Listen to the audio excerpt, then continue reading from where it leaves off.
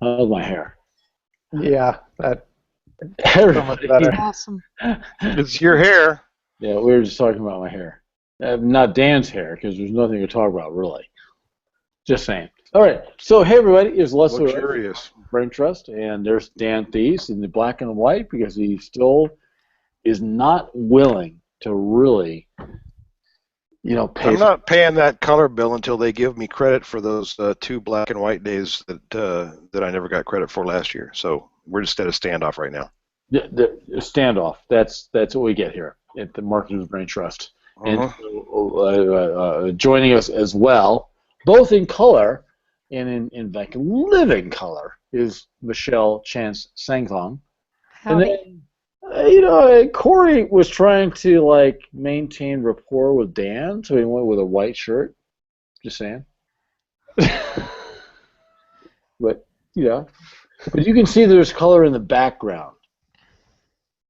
Yeah. Okay. So Dan and Michelle, I think it's not me. God knows. Are going to tell you about Facebook today. So Dan, you have like a prepared presentation, or are we just like winging this stuff? As always, we'll be using a prepared presentation followed by winging it when people ask us questions. Because wings are good.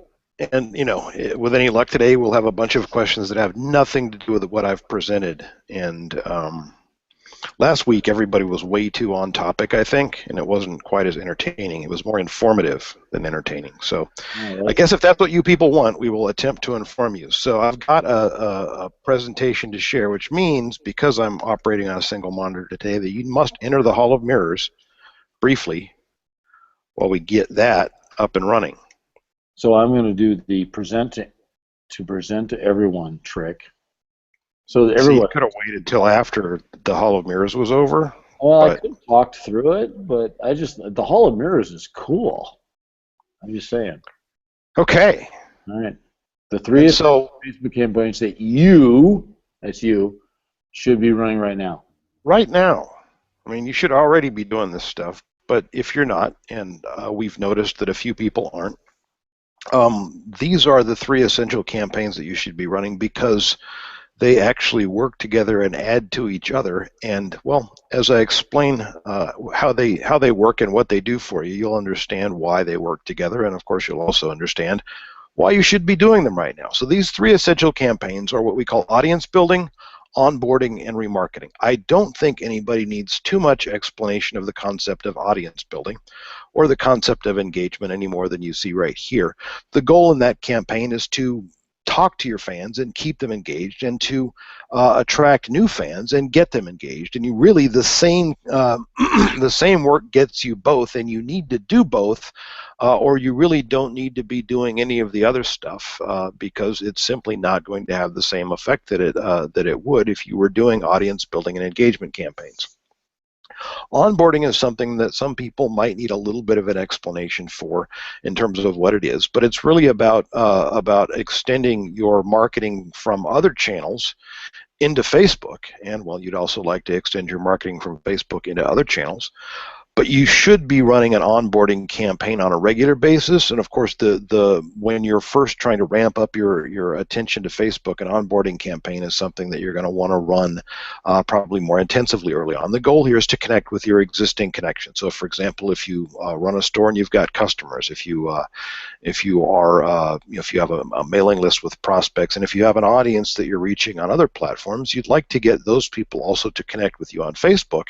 And of course, when they connect with you on Facebook, when they press like, it'd be much better if you were actually already running an audience building campaign and an engagement campaign, which is, by the way, the same thing. If you were running that audience building and engagement campaign so that when people like you on Facebook, there's actually something from you on Facebook after that happens. Otherwise, and we've seen a lot of cases where folks have done this, they spend a bunch of money getting a whole bunch of their customers and prospects to connect with them on Facebook, but then they don't talk to them ever again, except to maybe occasionally show them ads. And you don't want to just show people ads on Facebook. You want to engage with people on Facebook because the ads get better reach, and they're a lot cheaper to run if you actually have an audience that you're engaged with. And the third one is a remarketing campaign, and that's also, we use a lot for what we call qualifying campaigns, which are to let you know who among all of the people that you're connected with and able to target that you have a relationship with, you should actually be running ad campaigns to sell stuff. And so, for example, if you have website people visiting your websites, you can actually, in a lot of cases, somebody searches for something, for example, on Google, they click your search ad, they get to your site, they don't take action immediately, but you can actually run direct response ads to those people on Facebook in addition to ads that you run on Google, and that's going to amplify and improve the response by increasing the frequency with which your advertising message reaches people, and that increases the effect. We also run campaigns as part of our audience building engagement campaigns from time to time that we call qualifying content campaigns. And that's really just inserting a piece of content that is designed so that when somebody clicks it, you know that it's probably a good time to start running a sales campaign at them, and we'll talk about a couple examples of that as we go through here. So let's start with the audience building campaign. Leslie, everybody okay so far? The chat questions not freaking out on us yet? Not yet, Dan. Okay, good. So let's get that underway then. So the audience building campaign, as I've said, this is an essential part of making the other ones work. That is, well, you can run remarketing campaigns, but they're going to be very low volume, and that's essentially the same thing as ignoring Facebook. But assuming that you're not going to ignore Facebook, that you're not going to just think, well, it's just a fad, it'll go away, right? It'll be MySpace in another 10 years. This year, it matters. The first thing that you need for that is to start posting content regularly to your Facebook page. So you should have a story or something on there every single day. If you want to take the weekends off, but really it might be better if you didn't do that, if you've got somebody around that can do it. But definitely, you want to, during the week days that are relevant to your audience when you're expecting them to be on Facebook and possibly thinking about you, would be to get that regular content posting going. And this doesn't have to cost any money, by the way, to support the other campaigns. Now, it doesn't do you much good for audience building to just post every day, but if you're running an onboarding campaign, at least finding an interesting story, a meme, something that you can share with your audience that's going to be relevant to them. We've talked a lot in previous sessions about the avatar concept, that is finding sort of that thumbnail sketch of that person that's at the core of your target market, and then trying to find stories and things like that that are interesting to them. When Leslie presented endless content 2 weeks ago, and we talked about the rapid ranking system over the past couple of weeks. Figuring out who that avatar is and what they might be interested in is central to running good Facebook campaigns, period. Now, if you can post original content, that's great. If you can post original content that's hosted on your website, and you can do a lot of more interesting things in terms of building remarketing audiences and getting links and getting some SEO benefit out of this work, because that's one of the primary reasons why you do it, even if you weren't ever going to run any kind of direct response advertising on Facebook, because you'd want to do this purely for the SEO benefits. But it's great if you can. You get a lot of benefits by producing original content, or at least having content that's hosted on the site. But if your original content isn't interesting, and all you've got is buy our stuff, and that's all you can think of, go find something else, and it can be other people's content, and you can just share that with link posts. You can go find memes or make them anywhere. You can create content. The most important thing here is to get the attention of the audience that you're targeting and engage them in something that they're going to be interested in. So, for everybody who's heard the AIDA, attention, interest, desire, action, this is the first A. This is just attention. This is not about selling. Now, for our content marketing service that we kind of have gone back and forth between simply coming right out and calling it as an SEO service and calling it content marketing because it does more than just SEO, we do 3 stories per day at the basic level of service. We do that 5 days a week, so that's 15 stories that we do every week. One of those stories is a commentary, where that's actually going to link back to content on your website, and then the other 2 are just links to interesting stories, whatever it might be the funny cat video of the day if we haven't done an avatar exercise yet, or it might be something that's a little bit more well, of course, if we're doing it, it's going to be more narrowly focused around what the avatar is. But if you can just get people interested in paying attention and in interacting with what you're posting, you're doing pretty well. But again, so if you can only post a story once a day, that's a heck of a lot better than 0. I mean, that's, Leslie, what is 1 divided by 0 anyway? It's like infinity, right? Oh, That's a lot. Infinity % better. yeah, actually, there's some question about that. Don't wuss out on the math on me, Rhodey. Just agree with me. Siri has a really good It's answer. really big. It's really big. It's a lot, right? It's a Yeah. lot better than none. Yeah. So even 1 a week, by the way, is also a lot better than none. But 1 a day is more than 5 times better than 1 a week. In fact, if you're going to do 1 a week, just stop. It's not worth the trouble. Well, certainly don't spend money to do it if you're only going to do 1 a week, because the amount of money that it costs to do even 15 a week is not that significant compared to what it can do overall. And let's talk about what it can do overall. So why would you do this? Well, of course, there's that little thing called SEO and organic search. In one measure or another, great measure or small, depending on what the search query is going to be driven by links to the site and by the authority of the site. Obviously, if you have one of only 3 pages that even has the words in the query on it, then you've got a pretty good chance of ranking. But when you start to get to stuff that's more competitive, it matters that people link to you. And the way that you get people to link to you without getting in hot water is by driving people to your site and getting them engaged with content. They're going to share that content if that content is interesting. You can do the kind of the link magnet type stuff like infographics, what we call hero content, and throw that into the mix. And you don't have to do that very often to get a lot of bang for the buck if you're doing audience building.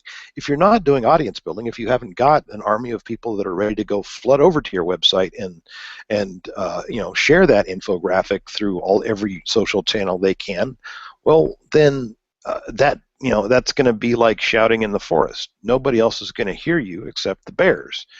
And by the way, shouting in the forest will scare the bears away unless they're really, really, really hungry, in which case it will draw them to you. So, if you see skinny bears, don't make any noise. If they're fat, go ahead, yell all you want. So we call this content marketing. And content and marketing is not the same thing as advertising and selling. Your job here isn't to sell stuff to people, although the content that you share can pre-sell. That is, it can kind of get people in the mood or make them aware of the possibility that they might have a problem that they need to solve. And your job here really, really, really isn't to sell, but you can actually use the content that you share through this to qualify interest and figure out who's interested. So you can get from A to I in AIDA by sharing content that is designed to get people to click if they're more likely to buy from you. And we'll talk about how that looks and how that works towards the end of the presentation here. But your job here right now is just to get people engaged, to tap into the conversation that's already going on in the marketplace, that's already going on in people's heads, and then try to put your signal into that conversation. And of course, when we run, when we do this, we spend a little bit of money every week on at least one selected piece of content that we're going to pay Facebook to boost and make sure that people see it. And what we do, typically is whatever either we believe that's going to get the best engagement because we've already seen it getting good engagement, and that's why we selected the story to share, or it's something that has already gotten a great deal of engagement, and then we can just jump right on that. So if it's out there for 10 minutes and a bunch of people are liking and commenting and sharing, well, bam, let's go boost that. And running 1 ad a week to 30 fans, I mean, if you're going to sell stuff, come on, that's how much time is it going to take you to do that? No, I mean, the reason why people don't advertise to their fans is because they have either no fans or they have lots of fans that aren't actually engaged. When you've got hundreds or thousands of people that are actively engaging with your content, showing those people an ad is not only cheaper, but it's also going to be a lot more effective. And the thing is that we all know is, as Ben Mack used to say, people know what they like because they like what they already know. People buy from brands that they know, like, and trust, and this kind of sort of low intensity, high impact content marketing is not just good for SEO, and we've got bazillions of case studies of client sites where we see increases in traffic, we see increases in the actual conversion and in commerce and revenue from organic search from the time we start doing this. But it also, part of the effect here isn't just more traffic. Part of the effect here is also that every little thing that you can do that increases the number of people that have heard your name and the good feelings that they have about you, the more you're going to get out of conversion. And so it works on it from both ends, from a traffic perspective, but also from a conversion perspective. So the thing is, you can be bigger than the biggest brands, but obviously not in the real world, only in the little world of your fans.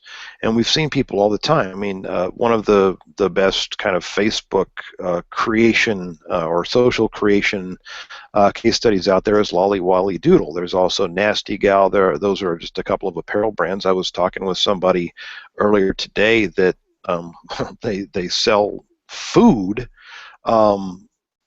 And they've built the brand entirely on Facebook, and they did that by becoming a big brand to a small audience by doing lots of remarketing and lots of audience building, so that they might not be a very big company. Lolly Wally Doodle is not a very big company, but we've all heard of them because they've got all these case studies out there.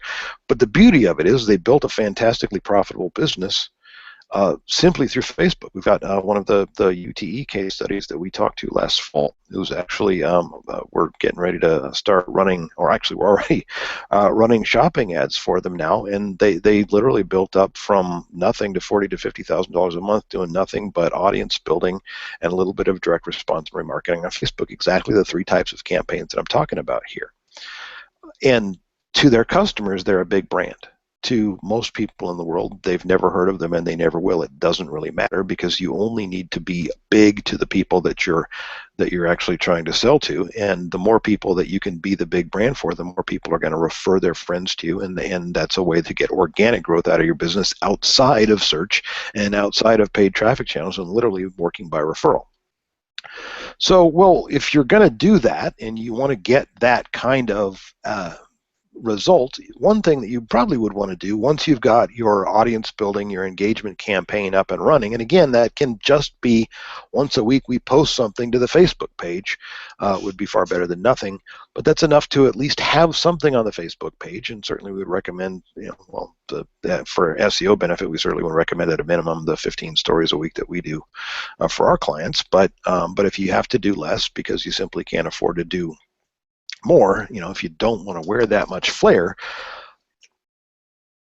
getting something going enables you to start doing onboarding campaigns. Now, there's a lot of different ways to do this, and one of the ones that we've talked about a number of times, because it's such an easy thing to do and allows, in a lot of cases, that you to start, making sales immediately, is to run an onboarding campaign direct from email and phone records that you have for prospects and customers. So you can create a custom audience in Facebook by uploading that custom audience, and all you have to do then is just pay Facebook a little bit of money to show them your content. And of course, you can also run like campaigns at them if you've got the budget to do it. Personally, I'd rather just spend the money I would spend on a like campaign on an engagement campaign and share content with them. But if you're not doing content very frequently, that it doesn't do quite as much good. But this is really the only time that I would use a like campaign. And so you've seen probably a lot of folks have seen these stories about somebody. Oh gosh, I ran a like campaign on Facebook and they ripped me off. Well, no, in every case that I've looked at, all the big stories that go around, it's somebody that did it completely freaking wrong. In one case, some guy actually deliberately targeted India and Egypt with his like campaign and then said, Facebook charged me lots of money for fans from Egypt. Well, that's because you asked them to anyway. But you don't want to be targeting complete strangers to become fans. I mean, that's just a stupid use for a like campaign, okay? Compared to targeting people that already know, like, and trust you. Engagement campaigns are often better, and if you want to target complete strangers, run engagement campaigns, get the people that are most active, and they'll likes will fall out of that. Don't run like campaigns at people that don't know you, but the people that do actually know, like, and trust you, like your customers or your people that are fans in other channels, you'd certainly want to try to get them to also come and connect with you on Facebook. Now you got a lot of different channels that you might already be marketing in, right? So you might be running videos to YouTube, you might be tweeting on Twitter, you might be doing images on Pinterest, you might be engaging with people on LinkedIn, possibly, although not plausibly, on Google Plus. People who read your website, who've visited your blog, who visited your site, should they not be getting some kind of ad campaign on Facebook that gets them to link to you on Facebook and gets them as part of your audience on Facebook? Yeah. If you can do a little bit more tech foo and take people who leave comments on your blog and put them into a special audience and target them, that's fantastic. By the way, you'll only be able to do that if you actually got enough traffic on your blog, which means you're going to actually have to have enough content, but all of that content could be feeding into your audience building and engagement campaigns anyway, so there are all kinds of good reasons to do it. But why would, so again, why would I do this? Well, the best people to seed your core audience, the Facebook page that all of your Facebook advertising and outreach comes from, is to start with people that already know, like, and trust you, people who are active engagers on Facebook and who are already interested in the content that you're sharing. Well, where are you going to get that? You're going to get that from people who subscribe to your mailing list. You're going to get that from people who were already customers. You're going to get that from people who are reading the content that you're already publishing on your blog, right? So those people are going to be good to add as fans because they're going to be active on Facebook also. And so when you're doing a like campaign, I should mention this, I don't do this for an extended period of time, and I don't do this with a large budget because I only want the people that are the most active and the most engaged, because those are the ones that become the best fans. They're the ones that are more likely to share your content, to push the like button, to retweet, and all the other things, right? Now, you don't have to do this onboarding campaign just with Facebook alone. So if you've got an email list and you're already doing an audience building and engagement campaign,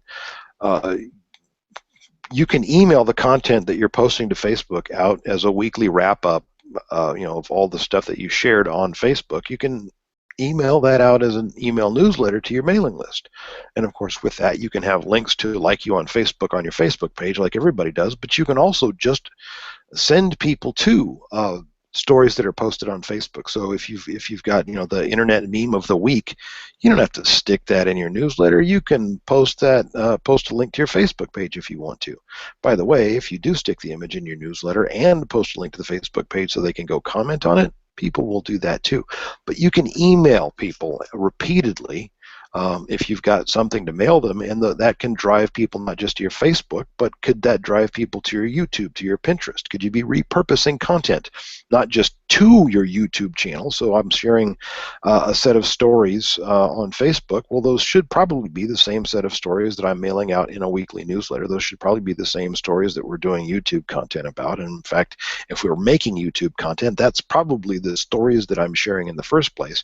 If I'm sharing images on Pinterest, then why wouldn't those images from Pinterest become part of my Facebook engagement content and get all of your channels playing the same tune and get all of the people in your audience connected with you on as many channels as they participate in?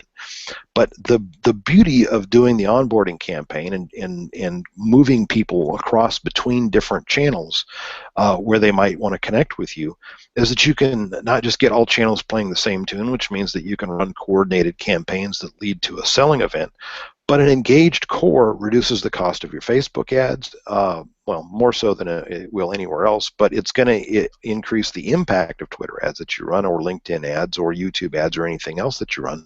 But particularly on Facebook, having that core of your community that you're starting to build around your Facebook page be a highly engaged group, and the larger that highly engaged group gets, the more mileage you get out of your ads, the more organic amplification. So you might reach 1,000 people with a sponsored post, but get to 5,000 people or 10,000 people because some of those people are part of that active fan base, and they end up sharing it with their friends, and so on and so on. The other beautiful thing, of course, is if you can get customers into your Facebook page, when somebody does go to your Facebook page and say, hey, I'm curious about this product or service, does anybody like it? Is it any good? Your customers will go to bat for you.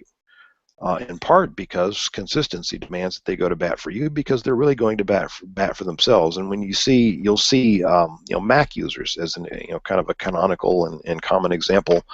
When people go post, well, gosh, I heard the MacBook Air isn't powerful enough to render video. And well, yeah, kind of, it's powerful enough, but boy, that sucker will heat up while you're grinding out video. But if that's posted on Apple's Facebook page or anywhere else on Facebook, by the way, and Apple's customers are there, what happens? Well, somebody jumps on and says, no, I do it all the time. It's great. I don't know if they're even telling the truth, but because they bought it, they have a certain amount of emotional investment in it. And one of the things Apple's done very effectively is get people emotionally invested in the brand. They're going to go to bat for you. They're going to say, yes, it worked great. Yes, it was awesome. They're going to speak up for you, and that's going to happen in channels and places where you can't even see it, but it has to start with bringing those people in and getting them engaged and keeping them engaged with an engagement campaign. Now, just one of the, a lot of people have been around long enough to remember when discussion forums were the place. But so there were certainly in SEO there were a million discussion forums that popped up, and some of them were successful. Well, which ones were successful? The ones that either grew out of an email list, well, all of them really. It grew out of an email list or out of a popular website where a forum was added on. So the thing is, and there are a lot of forums that grew much more rapidly than others, and the ones that had an email list did really well because they could mail out to their email list once a week a list of the top posts on the forum, right? If you were on Joe Whalen's High Rankings forum, if you were on Search Engine Watch, if you were on Web Pro News, if you were on SitePoint, if you're on any of them, what did you get? You got an email every week with the top posts and links to those posts. Did that work? Yes, of course it did. And that's really sort of the intersection there between an onboarding campaign where you've got people on an email list to try and get them onto the forum, and for people that show up on the forum, you're trying to get them onto the email list by getting them to sign up to the forum. The things feed back on each other. Of course that works, and that's the exact same thing that we're talking about doing with the combination of these first two campaigns on Facebook. Okay, makes sense? But it also sort of gets us to the next step, which is the remarketing campaign. Now, this is something that you might not be doing at a high level, but it is certainly something that is very easy to do. And kind of the first remarketing campaign that you'd probably want to be running is simply running that onboarding campaign using a custom audience built from your website visitors that is constantly renewing and recharging as you get new visitors. You want to be running those engagement campaigns to them on Facebook to get them into your audience, to get them to become fans. But remarketing also has more to it, and if you haven't thought about doing this, you really need to start thinking about always running remarketing, and always using Facebook as part of that. And remarketing is cool because it lets us target people across multiple channels, so it doesn't really matter where we got them. So if they came in from random place and it shows up in your analytics as direct, they came from somewhere. They might have come in from organic search, they might have come in from Facebook, they might have come in from AdWords. There's all kinds of different places. But the thing is, AdWords doesn't know them on Facebook, right? So if they came in from AdWords, you can't remarket it to them using AdWords on Facebook, right? You have to go through Facebook to do that, but you can set up remarketing pixels, and you can use third-party services like AdRoll and Perfect Audience to reach even more people.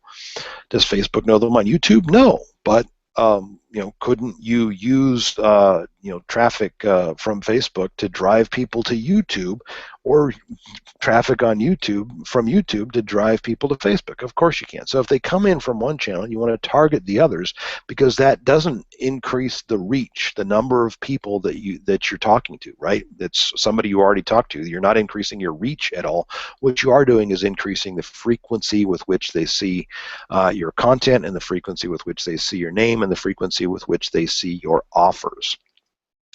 And so you can simply, by setting up the plumbing and spending a tiny amount of money, you can do that, and you should definitely be doing that right now. But also, If you want to do more with this, you can also do remarketing campaigns that are qualifying campaigns, and that's letting you build targetable audiences based on interests.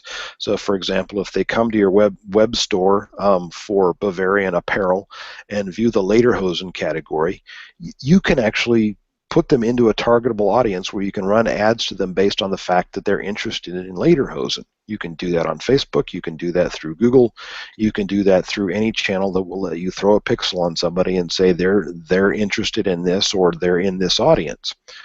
You can do that based on intent. One of the things that we love about search advertising, well, one of the reasons why that's most of what I do professionally right now is work on search advertising campaigns for our clients, is that it's so laden with intent. When you know what you searched for, you know a lot more about what to do, but don't just stop with getting a click from AdWords or Bing and, okay, they searched for purple kilt, but nah, I'm not, if they didn't buy the purple kilt today, that's it. I'm not talking to them about purple kilts anymore. Well, that's silly. We can actually build a remarketing audience on Facebook, on Google, and in any other channel that lets us remarket. We can use AdRoll and Perfect Audience to reach them on Twitter and LinkedIn and all kinds of places with the knowledge that they searched for purple kilt before we decide what ads we're going to show that audience. You can do that based on action. So people who add blue slippers to the cart, can you show them ads for those blue slippers that they were looking at? Why, yes, you can. You can actually set up remarketing campaigns, dynamic remarketing campaigns through Google AdWords that reach the whole Google display network, dynamic remarketing campaigns through Facebook, using Perfect Audience, using Facebook directly now, and using AdRoll to show them the stuff that they were about to buy and get them to come back and buy it. And you can also build remarketing audiences based on buying signals. So, for example, if you're doing an audience building campaign and you want to just once a week slip in an ad that you sponsor to your fans, that's a coupon. So get 10% off. We're having a sale on whatever. Get 10% off. If people click that, they get to a page on your site. Now you can put them into a remarketing audience, and that they are much more likely than the average person in the world. Right? The odds of them buying from you just went up significantly if they click to go get a coupon for what you sell. And this is, by the way, one of the ways that you can use things like QR codes. So if you get somebody to use a QR code in a piece of direct mail that you send, or if you can get somebody, if you're running billboards, or I love the QR codes on billboards. Doesn't work like that, guys. It's for print. It's for in person. It's for stuff that somebody can stand there and focus the phone and get it exactly right for the code to work. But they do work if you use them in the right context, and you can. When you get somebody to come in that way, you can put them into remarketing audiences, and now you can talk to them on AdWords, you can talk to them on Facebook, you can talk to them through LinkedIn, Twitter, and anywhere else that you can advertise pretty much has some sort of remarketing channel that you can feed into it. Why wouldn't you? Right? If they took that strong of an action, why wouldn't you make the effort? And you can. So the qualifying campaigns are something that's really cool. We'll take a minute to talk about that, and there will probably be questions about that. But before you start running a multi-step advertising campaign to somebody, wouldn't it be nice to know that they're at least interested and more interested than, well, Facebook says that they're interested in baskets, so I'm going to sell them my basket weaving class. Okay. So AdWords dynamic remarketing campaigns, that's an easy ad. There's like zero downside to it. It takes, if you spend 10-15 minutes setting it up on AdWords, and by the way, now you don't even have to worry about installing a pixel. With Universal Analytics, you can just enable the advertising features in your Google Analytics account to feed to your AdWords account, and it's 15 minutes to set up and get running. We don't even charge our clients anything to set it up, because the time it would take us to do the invoice is more than the time it takes us to set it up. So for our AdWords clients, we just set this stuff up as part of what we're doing for search ads and part of what we're doing for shopping ads. Well, one, because obviously it'll increase the value and they'll spend a little bit more money in advertising, but mostly because it's so easy and it adds so much to the profitability relative to the time that it takes. You can do the exact same thing on Facebook. You can just drop that Facebook pixel in your site, and it's that much better. You can use AdRoll and Perfect Audience to increase the number of people that you reach on Facebook, because the Facebook pixel will actually only catch people if they hit you while they're logged into Facebook, and AdRoll and Perfect Audience can actually increase that by quite a bit. and let you run ads to people that have visited your site. And really, you just doing this stuff, increases more than double the frequency that you're going to reach people with your ads. In fact, with Facebook, you can sometimes get 10 times the frequency that you're able to get for the same cost on Google AdWords through their display network, simply because depending on your market, the display network might be significantly more expensive for you than Facebook is. So your remarketing campaigns should be multi-step campaigns. And what I mean by that is it's not just, okay, they clicked it and I'm just going to hit them with the same ad over and over and over and over again. You should have a series of ads that you plan out based on how long. Now, if you're just going to run ads with just the same offer, or remarketing campaigns that are just the stuff that people looked at on your site, that's great. That's going to work well. But if you think about it, remarketing is already a multi-step campaign, right? For it to even qualify as remarketing, you've already had 2 touches by the time they've seen the first ad, so they already are multi-step campaigns, and so you really should start to think of those campaigns as multi-step campaigns. However, at low volume, dynamic ads, the automatic easy stuff, is an easy way to start adding some profit. The real question, though, isn't whether you're going to start doing remarketing and get the initial gains, but whether you're actually going to go through and build a campaign that actually goes through the whole step, the whole process. And so that is, let's do an example. So if somebody comes and looks at your ads for lederhosen, you could certainly what you're going to want to do first is show them ads for the thing they were just looking at, right? But if that doesn't work, if they don't buy that, well, show them an ad for the category above that. Show them an ad for the site. Show them some coupons and things like that, and do stuff to try and qualify that they're really still interested before you keep advertising to them. But you should be able to do that, and it's all very, very easy to set up once you've got the pixels in place. It's really a matter of just deciding this piece of content qualifies people for this campaign. And so let's talk about qualifying content. So if you have an audience or you're building one, you're sharing content, right? What if one piece of content out of that stream could actually help you qualify a prospect? So let's say that you do mortgage refinancing and you're targeting homeowners, and you'd like homeowners that are actually interested in saving some money, because that's the reason why they refinance their mortgage. They don't do it for fun. They don't do it because you're pretty. They do it because they want to save money by refinancing.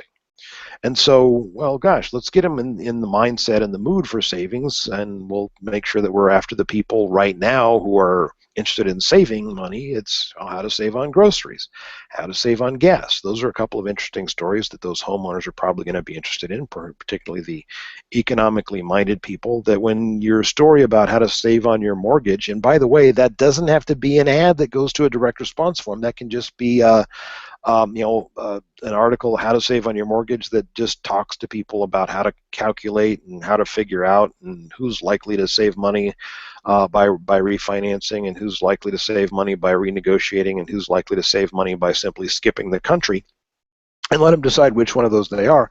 But the fact that they clicked to go through to that article tells you that they're much more likely to be ready to actually buy. And so you can actually warm up your audience with a sequence of articles. So, hey, save on groceries, save on gas. Well, gosh, now I'm really getting in the mood of saving, and now I tell them how to save money on their mortgage, and they click to that. And that's the one that I'm most interested in, because that puts them in an audience for a remarketing campaign that will make multiple attempts to get them to actually go through and click to refinance their mortgage. But I can warm them up with my engagement campaign, and then that qualifying content that comes in, that content is special. In this case, that's an audience that I actually want to follow up on with some additional advertising. You cannot just do that in terms of identifying and qualifying who's ready to be sold to right now and just keep sending interesting stuff to the rest of them at a low cost. But you can also implant ideas in people's heads. So if you can, if your story about how to save on your mortgage gets them qualified, your story on how to save on groceries might tease that, hey, there's a lot of other ways to save your money, to save money. If you're a homeowner, right, you can save money on gas, you can reduce, save money by telecommuting, you can save money on all this, and you can mention mortgage every single time, but just leave that as just kind of an oh, by the way, and that builds up that implicit messaging, and that over time can actually be used to implant a new idea in somebody's head. If you remember the big hubbub about Facebook sharing negative stories with people and seeing that it put them in a bad mood, and sharing positive stories and seeing that people put that in a good mood, well, that's an experiment that's already running. Facebook doesn't have to do anything but look at what happens with people that get those stories, but you can do the same kind of thing simply with information and sharing stories to implant the idea in somebody's head and get them ready to accept the idea that might be central to your selling message. But you can also use the ideas that they already have. That is, you can capitalize on beliefs that they already have. If you want to sell genetically modified organism-free soda pop, you can run a bunch of stories at people about how evil GMOs are. And it's just food, people. But anyway, run a bunch of stories about the evils of GMO. Find all the people that agree with that, because they're going to be the people that click through and engage with that stuff. And then you can sell them GMO-free soda, with them really whipped up into a frenzy about, oh my gosh, really? My soda pop has GMOs in it? That's terrible. I can't drink that. It'll turn me into a mutant. So you can use ideas that they already have, which is what we call X formation. So I've probably worn this out a little bit, but everything that we're talking about doing here is about improving your odds of making a sale by improving the targeting that your ads receive. It's not hard to figure out that advertising on Facebook pays. That's why when you go to Facebook pay, there's ads all over the place, right? It's not hard to believe that search ads pay, because when you go and do a search, there's ads all over the place, right? Somebody's making money on that stuff, but the thing is, the people that are making the most money, the people that are the most successful with it, are the ones that are doing every part, every step of the process to increase the odds. And the sum total of all three of these campaigns massively improves the targeting of the actual direct response we want to make money ads. And you're going to spend more money on those ads because they're going to produce more revenue, but you should not ignore the rest of the iceberg, so to speak. You shouldn't be just trying to run direct response ads without doing the other stuff that makes those direct response ads more likely to be successful. So that's just search ads, and that doesn't even belong in this presentation, so I'm not sure how it got there, but let's just skip past it.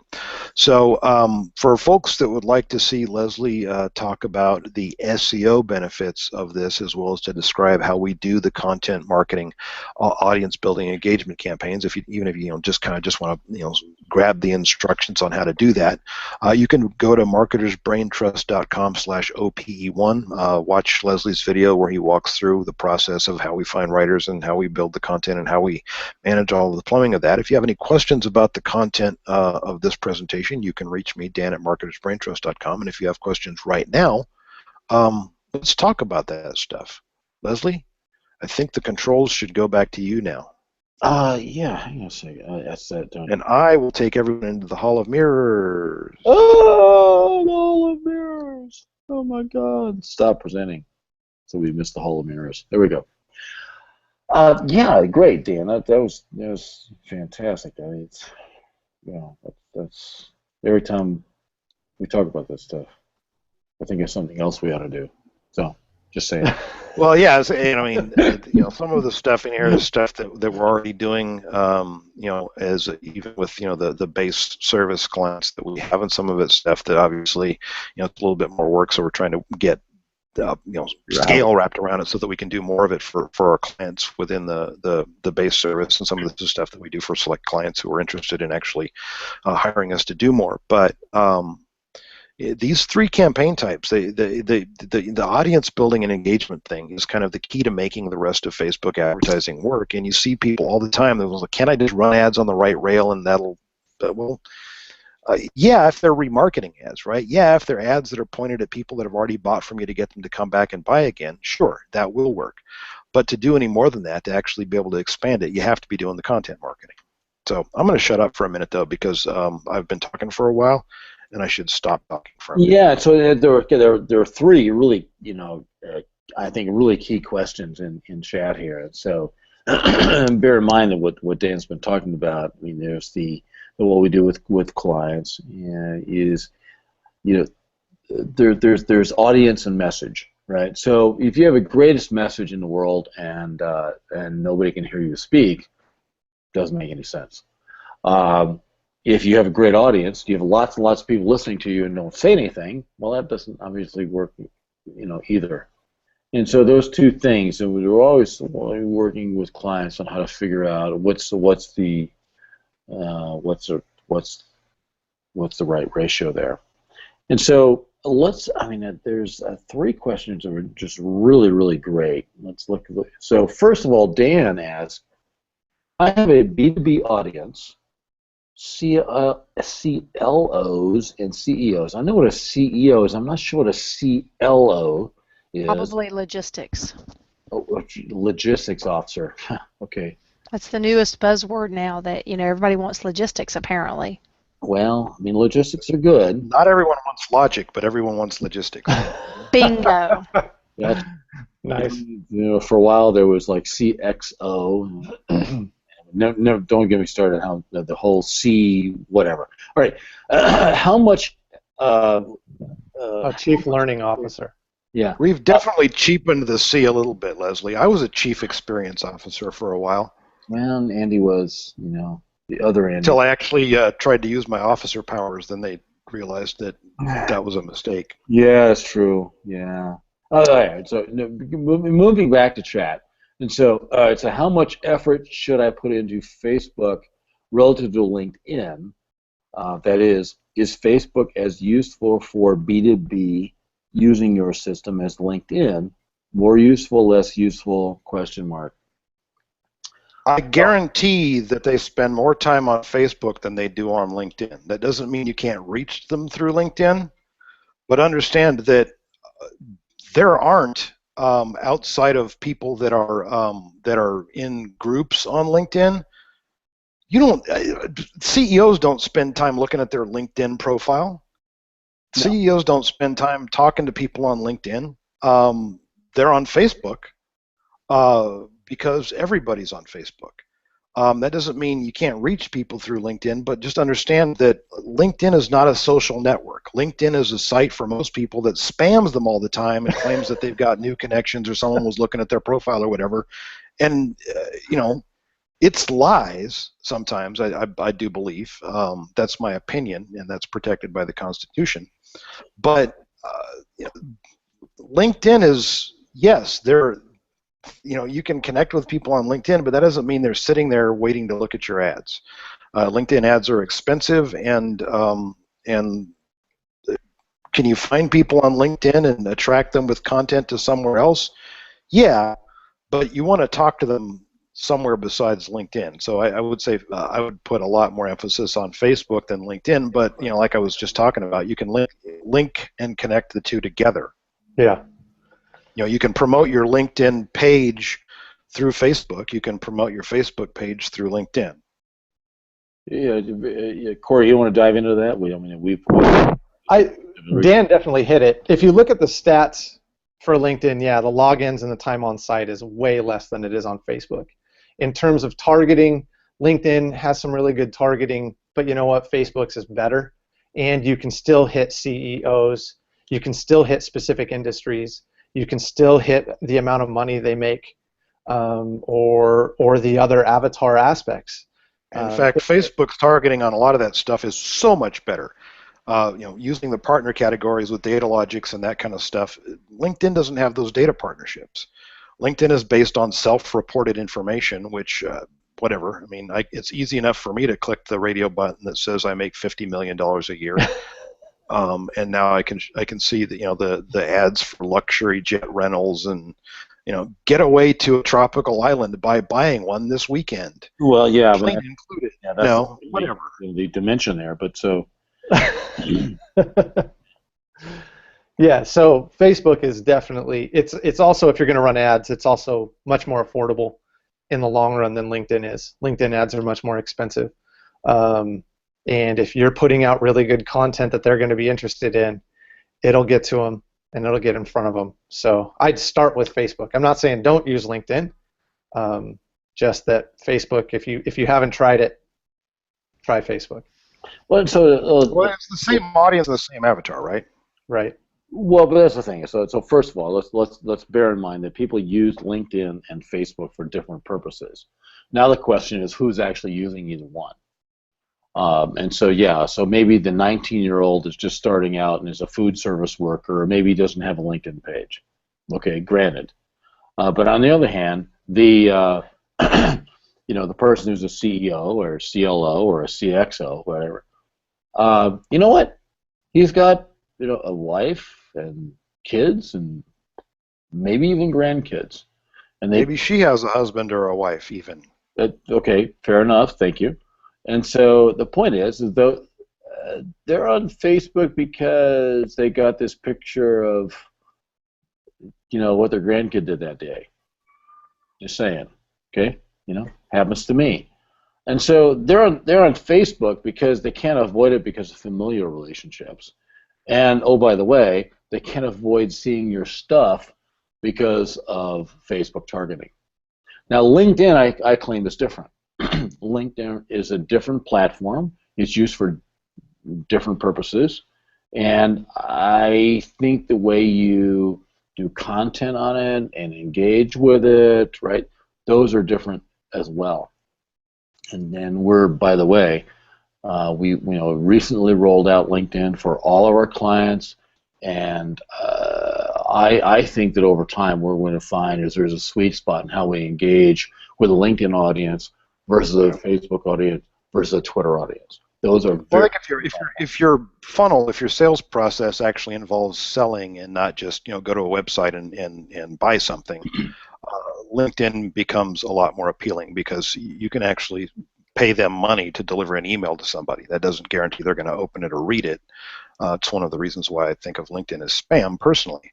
But if you've got somebody who has been exposed to you multiple times and they've got some reason that they're not, like, it's not completely out of the blue that they're hearing from you, that can be a very effective way to make contact with people. And you simply you don't want to start messaging CEOs on Facebook. You're going to get blocked at best.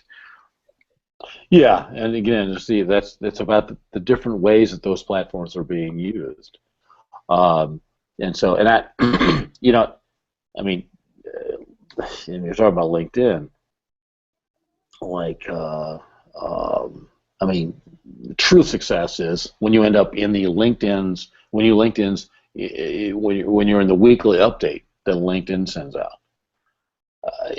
That then indicates that your stuff actually, got whatever their social criteria is, where it got surfaced, for you. So I mean, there are ways to use LinkedIn more effectively than less. But let's start with, if you're talking about a B to big B, or even a little b, first of all, let's recognize that, yeah, okay, B2B, LinkedIn is the headliner, but are we going to suggest that those people do not have personal lives? They can be targeted on Facebook? No. I mean, that's insane. Somehow, when you become a CEO, you quit having a life? Actually, now that I think about that, that is close. But, no, you really do have, this life outside of your business, and you're still targetable. And you're targetable so well on Facebook? No, don't discount Facebook for B2B. On the other hand, don't ignore LinkedIn either, which is the reason we added it to our content marketing service. I would like to beat on this dead horse just a little too, in regards to cost, because I have actually tested LinkedIn ads in comparison, and so this is real data. I was able to spend a whole $27 to get 20 clicks and 1,200 impressions. And not very impressive for the same exact audience targeting on Facebook. For $27, we probably get 80, 100, 300 clicks, depending on the topic. So yeah, significantly different. And interaction. In this case, we got clicks, but we didn't get people asking questions on LinkedIn. We didn't get people commenting. We didn't get people liking the topic. But on Facebook, they do. There's also that. And on LinkedIn, there's no real concept of organic amplification. Nobody's going to share your story with their friends on Facebook because they don't have any. I'm sorry, on LinkedIn, because they don't have any friends. They don't have any friends. Yeah, Yeah, exactly. connection. Exactly. So yeah, I think we're all 100% in on the fact that you got to test it. Period. That's where you begin. Yeah, but again, we got to be On careful with the Facebook. right Test it metric, on Facebook, yeah. right? And So measure the it's right thing. like, would I rather have really poor engagement to exactly the right crowd, or would I have better engagement to exactly the wrong crowd? And I think that's really, when you really get down to it, that's the essence of the question here. Is like, is it meaningful? I mean, that's, Dan is asking, is it meaningful to target C-level people on Facebook? I think the answer is yes. Yeah. Now, is LinkedIn going to get better? And is LinkedIn even a place to play right now? I think that yes and yes are the right answers. Yeah. Especially because so many people are just spamming. If you're doing legitimate, good content marketing, you're going to stand out. All of the messages I get on there, why you should buy my service and how you should buy my service, it's the biggest waste of time. So if you're putting out good information, Yeah, you're those gonna people stand paid to out. do that too, Corey, which is hilarious. Yeah, and how many friend requests do I get from somebody, that just wants to pitch me? And so, I know what's happening, or it's like, sales manager at XYZ company that looks like something that I might want to buy, or at least that's their view. And so, sure enough, as soon as I accept the connection request, then I get an in-mail from them, like, okay, whatever, that's fine. I'm going to market to them too. And so, anyway. But Would on the you other like to learn how to stop wasting your time on LinkedIn? Yeah, Start spending exactly. it productively. Do a reverse promotion. But Hey, but it's Bob, would you like to have leads that are actually qualified? I can help you with that. and so but at the same time, to give props to one of our friends, right? So Ryan Dice did a really long form post. I can't remember the subject of it, but it just happened to make the LinkedIn weekly update, which is the reason I saw it. I mean, why the hell else would I go to LinkedIn, right? And it's like, okay. And it was, standard deal. It was So content. everything that they're doing on LinkedIn is an onboarding campaign from Facebook to LinkedIn, by the way. Exactly. Everything that they're doing. Exactly, which is one of the things we talked about.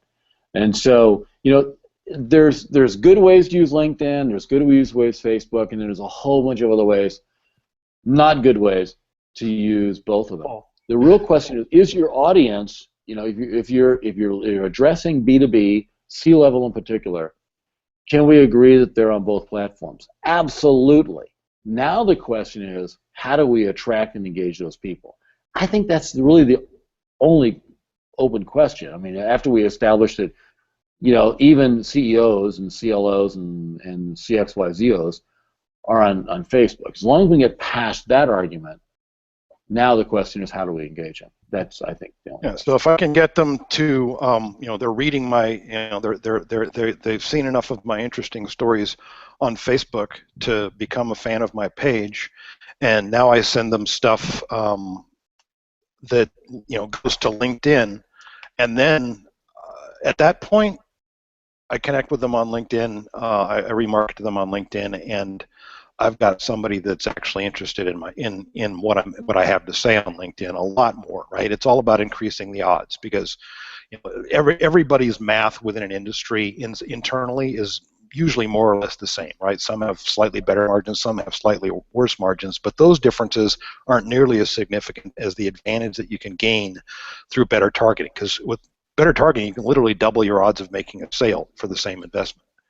And so, I mean, you can't make that big of a difference by adjusting your margins, by squeezing your suppliers or whatever else. True. Unless you're like, wow, you have great suppliers. Not so much. Anyway, very hungry suppliers. Okay, so you know what? So So first of all, Dan, thanks, Michelle, for beating the horse. That's just wrong on so many levels. But yeah. And so, let's get to DJ's question. We'll go from reverse. So DJ said, I agree with Corey.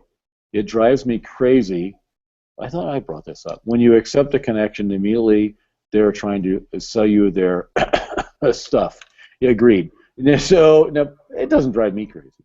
But anyway, and so let's move back in the chat transcript to where DJ asked his original question. I think be a very interesting conversation for the panel. So must have got chopped off. Let me see here. So for those who have signed up for monthly content marketing, full disclosure, DJ is a client. Besides engaging with your audience, what other steps should we be doing ourselves via Facebook, or is everything done for us other than the engaging? Also, does your data show a significant growth over time in a Facebook page once you add 60 pieces of content per month? Well, yeah, that's kind of why that we've kind of tested our way up to that amount, and where adding more didn't, we started to see a little bit of diminishing returns. But even in some markets that are highly competitive, we do more just because if you're trying to make it as a DUI attorney in Atlanta, for example, there's a lot of drunks in Atlanta, and so more content and driving more link juice and stuff like that into the site makes a difference. Both of those things actually add together, as we talked about last week. But in terms of what else they might be doing, so I know that we're starting to encourage people to get a Facebook pixel in on the site so that we can use that remarketing audience to target content. But everything that we do within that service is focused on amplifying the signal from that content marketing. So what they can do is, if they missed last week's call, hangout, creating hero content, creating those solid, 400, 500 word articles. Maybe they're a little bit longer, less than 1,000, not 10,000 words. Creating hero content and working with us on getting the links and using the kind of help that we give in terms of, okay, here's how to pick a good image, here's the image size that it needs to be, here's where you want to categorize that on your site, and then we can usually pick that up and we'll boost that post for the week. That's if you're a client. If you're not and you're trying to look at, okay, should I do abstract, should I do commentary posts, the answer is yes. And then the next question is, should I also do hero content? And the answer is yes. And like Leslie said, with the promotion, if you're only going to do it once a week, it's not necessarily worth it unless you have other stuff going on. So for those that are clients and those that aren't clients, hero content in conjunction with abstracts and commentary is going to be really good. In terms of building the size of this page, you uploading your email list and inviting them to become a fan is going to be beneficial. And right now, that's currently not something that we do in this service. So that's going to be beneficial. Running any kind of promotional ad to your Facebook fans and your email list on a regular basis is also going to be promotional, and that's outside the scope of content marketing. That's getting more into the direct response. But if somebody did want to leverage the content marketing, we're doing more towards audience building in an onboarding perspective, right? They could create that custom audience, or certainly they can give it to us, and we can do that for them. It's just a list of emails, right? But we can actually target that audience with the weekly boost. It's just a matter of knowing that's the audience that the client wants us to target. Now, if you tell us you want to do that to the exclusion of targeting fans of the page, we're going to push back and say, no, you're nuts. But it's something that we may be able to do for you in addition to. But we're going to want to have a conversation about the strategic value of what you're trying to do. And the last piece is taking the email list and doing the lookalike audience. That's going to be incredibly valuable as well. A lookalike audience with as many qualifying filters as we can apply to it to make sure they fit the avatar it's a really powerful technique. Indeed. And I think that's really. I think we answered, and unfortunately, there was Chair's question, which kind of got answered in the text in and of itself. I'm sure people have the idea that is more flare better, how much is too much, etc. You're going to start to see. I would like, if you're going to talk about flare, Dan was actually referring to Office Space. And imagine the whole idea was you had to have flare on your vest. If you have so many buttons on your vest that you can't move, that's too much. So if you're just putting out content for content's sake and you're not trying to actually interact with your audience and see how your audience is interacting with you, that's going to be too much, and it's for the wrong purpose. Yeah, it's better to do less and do stuff that people are actually interested in engaging with than to do more. But doing 5 pieces a day spread out throughout the day, you're not going to be dominating their Facebook feed. They're not going to see it all, but they're going to see the stuff that is sort of along the topics that they've engaged with before, which is it's pretty hard to overwhelm the channel because people aren't sitting on your Facebook page reading everything. Oh yeah, we get at some that. point you do get diminishing returns in terms of distribution and engagement and all that stuff per item, but I think that you could put something out every minute and you probably what are those stats? It's like Facebook user only sees like 4% of the stuff that qualifies or whatever the number is. Well, so, the last number I saw was that there was something like 10,000 items per day that could appear in your news feed. For an average Facebook user, and so you're going to see 20 or 30, right? So it's Facebook isn't throttling your distribution, people. It's that as the amount of content goes up, the odds of your particular piece of content being seen go down. But responding to that by just flooding the channel with as much garbage as you can, your engagement numbers will go down and it'll actually get worse. And so you gotta, as much quality as you can produce is how much you should. If it's not going to be interesting, don't try to just increase the numbers. I have to go get a replacement power cord. I will be right back. I know, strange, right? But you talk about. I'll get the next question here. So I'll ask it here. So for e-commerce with big base of customers, parentheses emails, but low Facebook fans, where would you start? Which of the 3 Facebook campaigns should I start with, and where should I put my budget in? So Dan, that's more directed toward your presentation. So I don't know if you want to answer that. I'm still trying to find the question here. Oh, it's it's the second one down from the top. It's Sharon's question. Okay, so Sharon, so for e-commerce with a big base of customers with a low number of Facebook fans, well, you need to have that engagement campaign going. You want to have something going into your Facebook page. Now, by the way, folks, if you've already got, like, if you've been blogging for 3 years and you've got 300 and something blog posts, right? You can just pick the ones of those that would be interesting, queue those up, and do one a day for, well, forever if it was 380, because you can just start over again after a year. Nobody's going to remember what you showed them last year, and that's obviously assuming that the content is evergreen. But the audience building and engagement campaign is where you start if you want to take Facebook seriously.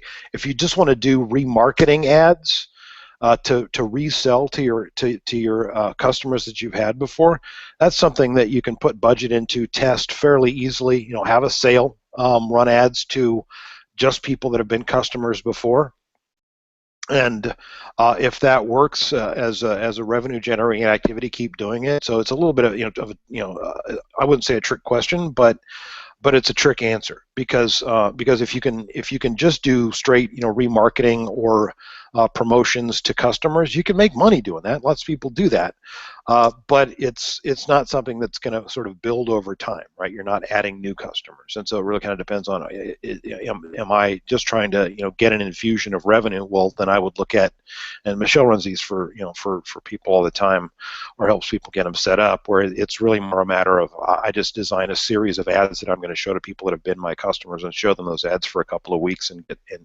get some sales out of it. And if you're cash strapped or margin poor, on your business overall because you've got high fixed costs that you have to overcome. That's a nice way to add some revenue to help balance that mix out a little bit. Beyond that, though, the audience building and engagement campaign is really the place to start if you're going to do all three of these fully. Because the last two really depend on that being in place. And you really bring up, I mean, so most people, that connect with us can remember being a sole practitioner, right, where they were the, both the marketing department and the factory, the delivery. And so the problem you run into is like the bad kind of consulting is when you're not marketing, okay, you're delivering on client work, that's great. But then you come to the end of that, then you have to like, oh my God, I've got to go get a new client. And so you go to this like this feast and famine cycle, which is horrible, and by the way, not a growth strategy. So if you find yourself there, where you go, okay, so I spent the last 27 days delivering on client stuff, and I have done no marketing. Danger, Will Robinson, right? And so that's the kind of that ebb and flow you get into. You got to be very, very careful about. Now, there's a corollary there. What Dan was just talking about in terms of the way you're using these different platforms. And so if you're building an audience, that's kind of like a marketing side. If you're using, using is a horrible word, but using that audience in order to get revenue, that's horrible, but also accurate. Yeah, truly, that's true. And when you go shift it back and forth between getting more faces, to the party, and then trying to find some way to get money out of those new faces, right? There's that ebb and flow. You got to make sure, it's not like you have to, like, oh, every single day I got this many new faces and get this many. No, it doesn't have to be that way. But you've got to be sensitive to that there's two different things going on. On the one hand, you're bringing more people to the party, and on the other hand, you're actually developing revenue from those, the people bring in. Yeah, you do. I mean, you want to get more revenue per person, but you also do need to continue to refresh and go get more people, and that's really more of a business math decision than a marketing decision, which is why. Yeah. I let Leslie answer questions like that mostly. So. Michael, it's just, I mean, that's the thing that you focus on in your private consulting work with the consulting, the strategy clients that you have. I don't have any strategy clients because I just get too nervous about advising people on that business math, and I'd much rather just do marketing math. They won't but about anything other than optimizing AdWords, so that's another story. Right now, yeah, it's kind of a lot of my time in it. But so Michael asks, speaking of AdWords, about how to get in touch with me on a possible client. It's just dan@marketersbraintrust.com. Just send me an email and let's talk about it. Don is still on vacation? Question from last week, still on vacation?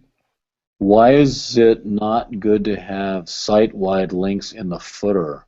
Most sites seem to be using the footer as a sitemap. Well, okay, so there's two. So there's nothing wrong with having links in the footer, but when you have the keyword stuffed anchor text farm down there, when you really missed a number of memos starting about 5 years ago. Yeah. So I mean, the anchor text footer link, I mean, it was like the secret silver bullet. Not very secret, but a silver bullet.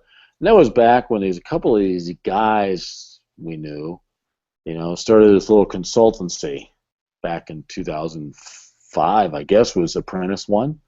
Mm-hmm. And that was one of the standard things that Brandy taught. That's code word for those of you who were back in that era.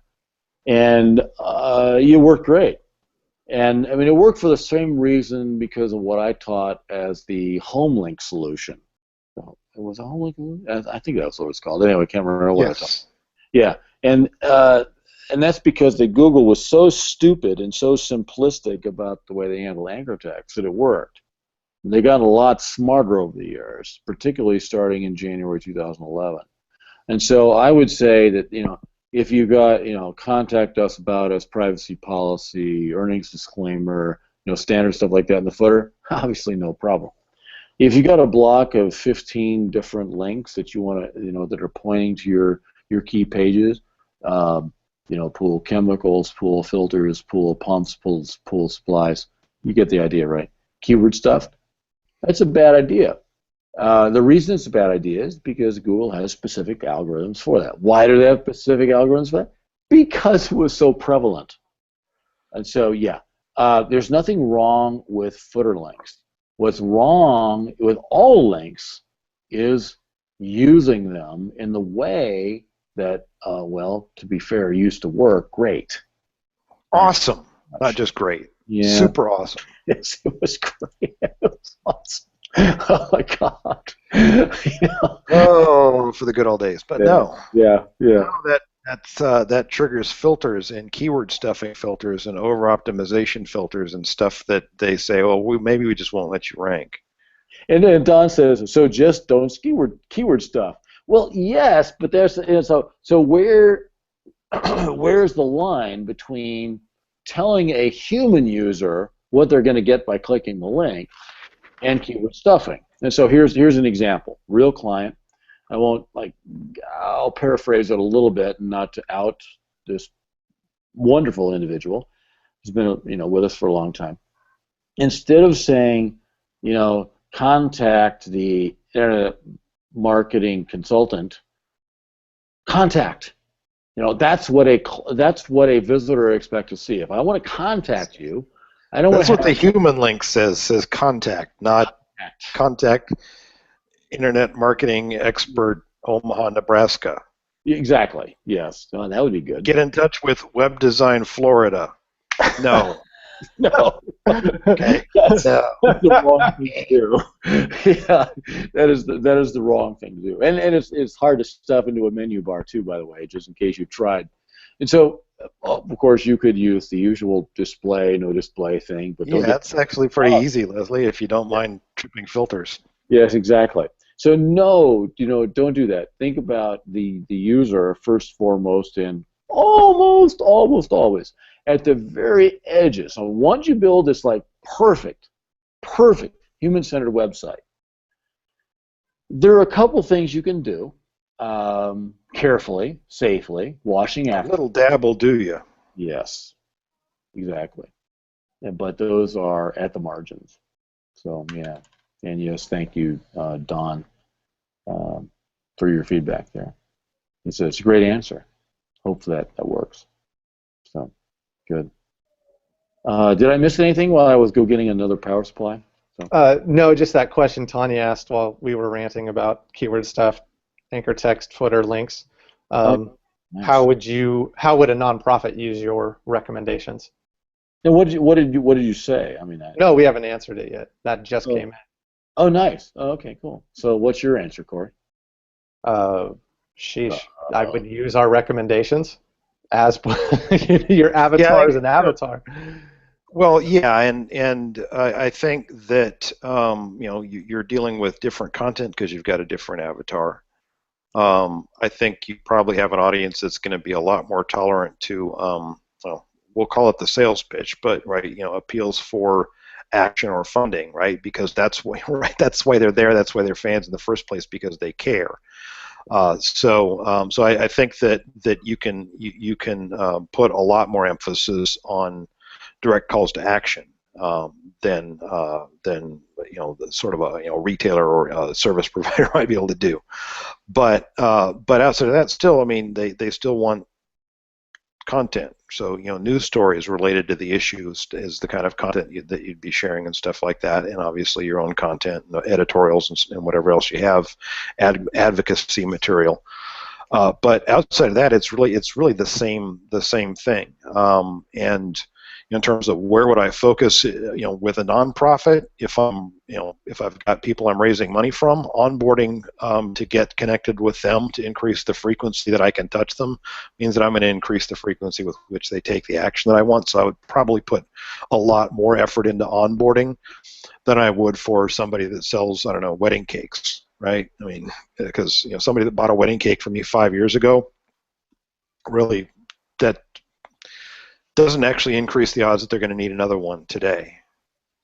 It takes Divorce. about, I think, on average about 7 years before they get the divorce, and then probably about 3 months before one of them gets married again. So it's targeting both at that point. And so, The yeah, other, there's yeah. I'm sorry. targeting inside. What's that? I'm sorry. Go ahead. Oh, so there's targeting inside Facebook, so you can reach out to people that have shown interest in nonprofits. You can still do the recon around various nonprofits that somebody might also be interested in, or products that they might also be interested in. So if your nonprofit is around clean water, then maybe Mrs. Meyer's cleaning supplies or Seventh Generation and stuff like that, and you can still use Facebook and then your blog for outreach that way. And I think the biggest thing is the idea that most of the nonprofit people that I've spoken to tend to be this altruistic, like, we don't want to market, we don't want to bother people, we don't have any money. And so you've got to be smart.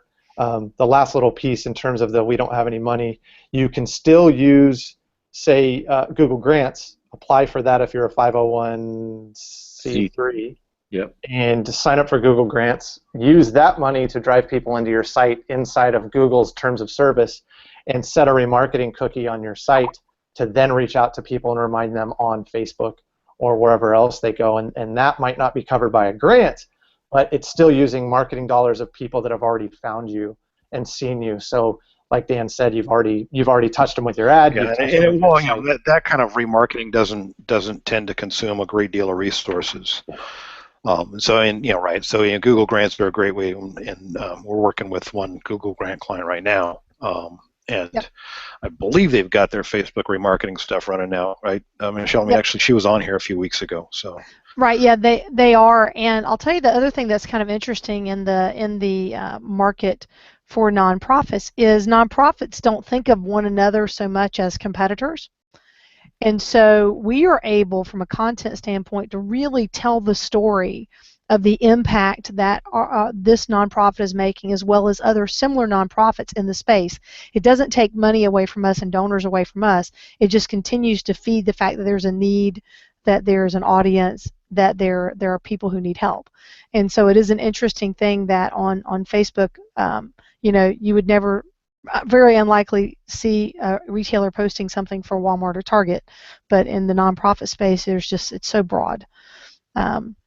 And I will mention, you mentioned targeting, Corey, and I don't know if you guys have noticed this, but you probably have. When you talk about targeting the audience of charity, you have the ability to target charity as an interest, as a total interest, instead of a specific charity if you want to. And then you can also cross that with behavior of charitable donations. And so you can do double. So they've expressed an interest in a page, and the partner data indicates that they've made some kind of a donation. And those categories break down, I think, into 5 or 6 different categories. So another kind of cool way to think about really honing that audience. Yeah, we've worked with a nonprofit privately since I can't remember the year, 2011, 12. I'm not sure, 2011 or 2012, pretty consistently. And he he is running, our content marketing and some of the remarketing stuff and all of the above. He's probably, I'd have to go ahead and pick, other than Corey, who we just went out and hired.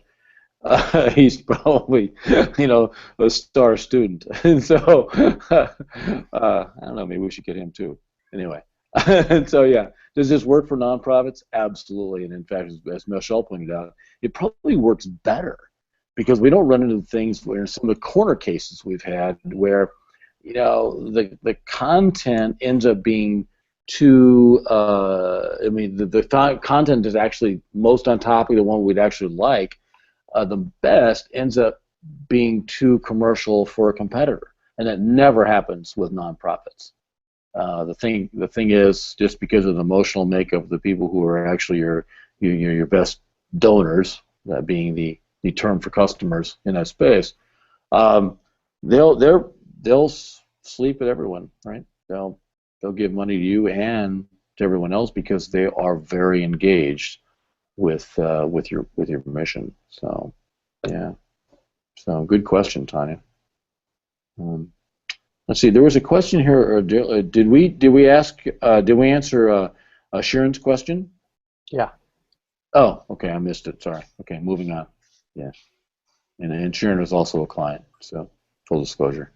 So cool. So what else do we have to cover here? We've a bunch of people still live on the webinar. Do we last call for questions? So and we have to wait 40 seconds for them to actually hear that. You know. Because apparently the internet is like tubes. What was that? Senator from Montana? Is that it? Anyway, but it's slow tubes. Apparently bits are very viscous, so they move very slowly through the tube. I'm wasting time here. Bam! And then we got a question. You see, that worked. So anyway, need and a device. We can give you at least 4. That being the number of people here. Need a device regarding on-page optimization. We get products with metal variations. Different kinds of metal. Oh, yeah, that's right. Yeah. Charms. For a few reasons, including what I think is better for users, I created a product page for every metal variation. Okay, so silver, platinum, whatever. Titles and inscriptions are same for all. Metal name is a difference. Is it okay, or should I create one? So this gets into the kind of deep into the whole. I have a bazillion products, and the product descriptions are very similar. Yeah, there's kind of 2 answers for this, and Sharon will talk about this when we get ready to run your shopping campaigns. For the shopping campaigns, we want to be able to deliver a page for each variation, because we want to be able to have each variation in the shopping feed so that I can show a different product image with gold versus silver. But there are a number of ways to do that, and we don't actually need those to be separate pages on the site. In the case of how your users work, I think probably having a different page for each version makes sense in terms of navigation. I'm going to look for gold. I'm going to look for silver. There's a very good chance that I'm shopping by metal type. And so you kind of do have a case for there to be different versions, but honestly, you'd rather that was just a pre-selected product variant, and that I could change that choice on the page. So if I like this one, but it costs me too much in gold, well, do you have it in silver? Well, it's right there on that product page, and so I think it's really, the answer is about what works for users. And the SEO question is really about which one do we want to treat as canonical, because we don't need to have 9 different variations. We need the one that's got all 3 variants on it to be the one that gets indexed for organic purposes. Well, Dan, that's assuming that the CMS actually provides that variant, right? We're talking about Shopify, where there are an infinite number of plugins and extensions that likely resolve this, but infinite's a big number, but okay, moving on. Yeah, 1 divided by 0. Yeah, it's 1 divided by 0. Actually, that's not even quite true, but the deep tech goes. Shut up, Brody. Quit being a wimp about the math. Just agree with us. But yeah, so I mean, you're outvoted on this math. Worst case scenario. Worst case scenario is you do a fix up with canonical. As Dan pointed out, what you want to have in shopping feeds may or may not be what you want to have happen with regards to organic, right? Which is still the dumbest term in the world. That a whole bunch of silicon creates organic, but never mind. And so, at the worst case, you do a canonical. But what's the right canonical? So it's like if you don't have the one page with the drop down, with gold, silver, and platinum. Okay, but you have separate pages, gold, silver, and platinum. Great. Which one's the canonical page? That doesn't make any sense. It makes no sense at all. Well, and for that, there isn't necessarily a canonical page, and that's that's a problem. To a degree, you're already dealing with a problem that a lot of people have, which is that you've got a lot of products, and it's tough to create unique descriptions. But worst case scenario, 34-inch inseam, 36-inch inseam, 38-inch inseam, right? I mean, same kind of deal, different product category. Yeah.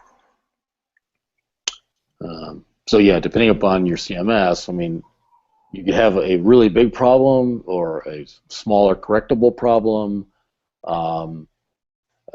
What you'd like to get to, I mean, the thing is, like, so I don't want to have, I don't have to go into your shopping cart and get a different page for 32, 34, and 36-inch inseam on my jeans, right? That nobody wants that from a human perspective, a visitor perspective.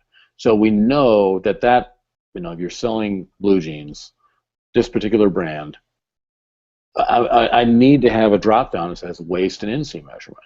I mean, there's just no other way to make that attractive and friendly to humans. Now, what do you do with that page?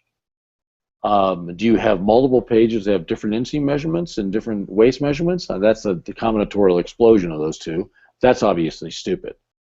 Now, let's go to a smaller number of variations. And so I have this incredible cool wedding ring. Well, now wait a minute. There's still a problem here because you have like 5,000 of those, as I recall. But then you have it in gold, silver, and platinum. Well, now we went from 5,000 products to 15,000 products. Does that make sense? Or should we have 5,000 products with a selection of metals? If you can do it, that latter one probably makes sense. Now what happens in search when I look for gold, whatever, to describe that ring? Does that page come up simultaneously with silver and platinum? It should. It should. It absolutely should. Without doing anything fancy or, dare I say, nefarious. It should. And partially it's because Google's a lot smarter than it used to be in some ways. And so literally the text in the drop down is indexed. And so without diving into that technical detail, well, and you're likely to say something like available in gold, silver, platinum, and tin in your product description if you wrote one. Which would be a really good idea, by the way. You should definitely do that. Well, maybe not 10. Just anyway. Yeah. So yeah, and so Sharon, as Dan pointed out, we're going to be revisiting this with you. But thanks for asking it, where everybody else can can see the discussion. So, did we get all of the questions? Looks like it. Did. Yeah, cool. Closing comments, guys, and then we can talk about what are we going to do next week. Facebook is awesome. You should use it. No, but seriously, you really should use it strategically and consider implementing all of the methods that Dan talked about in this webinar, because those and whatever we end up discovering next week and the week after and the following week, they're all going to help you continue to build your business. And it doesn't have to be a huge budget. I mean, if you can produce the content, $50 a week goes a long way in doing audience building and onboarding and remarketing. It does not have to be a huge investment of ad spend up front. The biggest thing is investing in the getting the tech plumbing up and running, and producing content to actually keep engaged with your audience. I mean, $50 a week would be high, right? Depends. I mean, at a certain point, you'll reach where that becomes a limiting factor. But in the early stages, I mean, Michelle runs $20, $30 campaigns with people all the time. That if you just did that every week, you'd be gaining a lot. Yep, and doing it to the right audience. That we get right back to that again. It's always about that right audience and getting creative. Sometimes you have to get creative to get it to where you want it to go. Indeed. Okay, great. So let's see. What's our topic for next week? Do we have one? Nope. Okay. Okay. Cliffhanger. Cliffhanger. Mystery topic. Yeah, mystery topic. Chef surprise. And so, Well, it won't be a complete surprise. They're not going to show up without knowing what it's about. You just yeah, cannot tell them today. use that email thing, which, by the way, email is really good too if you're not doing that. I'm just saying.